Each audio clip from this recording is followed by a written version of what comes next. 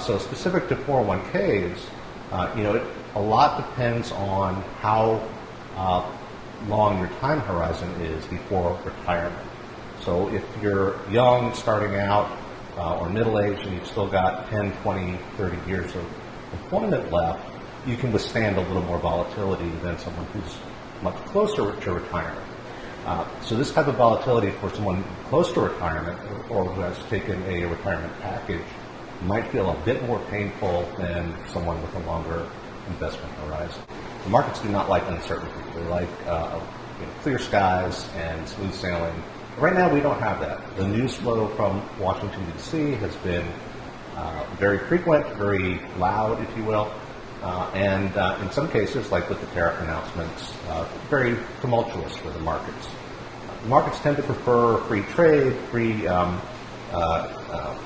good relationships with our neighbors across the border, both north and south, and so I think there have been a few surprises to the market with both the size and the broadness of the tariffs that have been imposed.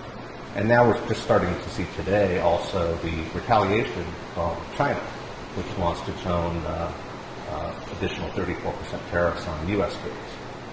I think, from a CEO standpoint for a corporation, if you've got more uncertainty in the capital markets, in your profit margins, things like that, you're less likely to invest in your business. You're more likely to hoard cash and keep things. You still need to grow, but you're more likely to keep things on the safer side.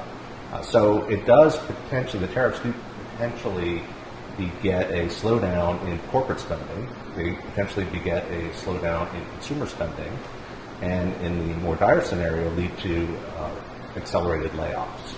If you've got a long time horizon, 20, 30, 40 years, the market sell-offs actually work to your favor. You're able to put more money at work for the long term and potentially reap the benefit of what historically has been strength in the U.S. stock market in particular.